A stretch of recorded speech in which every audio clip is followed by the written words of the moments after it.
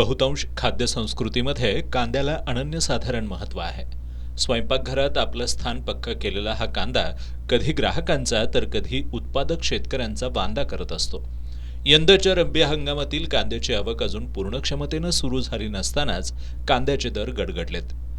जानेवारी महिन्याच्या सुरुवातीपर्यंत प्रति क्विंटल 4 ते 6 हजार रुपयांपर्यंत दर असलेला कांदा आता प्रति क्विंटल 2,500 रुपये ते 1,500 रुपयांपर्यंत घसरलाय. जानेवारीच्या मध्यंतरी कांद्याचा दर काही काळ प्रति क्विंटल 1,800 ते 1,300 रुपयांपर्यंत खाली आला होता.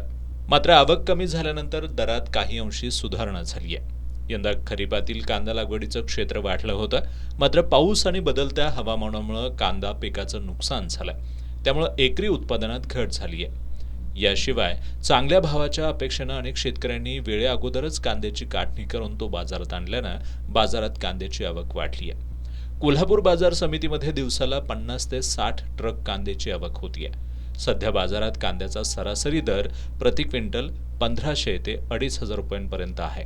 इतर राज्यामध्ये कर्नाटक असेल, आंध्र प्रदेश असेल आणि मध्य प्रदेश सारख्या इतर राज्यामध्ये कांद्याची लागवड सुद्धा भरपूर प्रमाणात झाल्यामुळं सध्या खरीपाचं पीक फार जोमात आलेलं आहे. त्याबरोबर रब्बीचं पीकसुद्धा चांगल्या पद्धतीचं आता येण्याची शक्यता आहे. त्यामुळं परराज्यातली महाराष्ट्रातून जो डोमेस्टिक लेवलला महाराष्ट्रातून जो कांदा जात होता परराज्यामध्ये त्याची आवक, त्याची मागणी काही प्रमाणात आता घटलेली असल्यामुळं कांद्याचे बाजारभाव हे जवळपास 1,000 रुपये ते 1,500 रुपये क्विंटलला कमी झालेले आहेत. सध्या बाजारपेठेमध्ये कांद्याचे भाव 1,500 पासून ते 2,500 रुपयेच्या लेवलला आता टिकून आहेत आणि त्यातल्या त्यातमध्ये एकदम उच्च प्रतीचा कांदा 25, 26, 27 ह्या लेवलला विकला जातोय. भारतातून मलेशिया, व्हिएतनाम, बांगलादेश, UAE आणि श्रीलंका या देशांना कांद्याची निर्यात होते.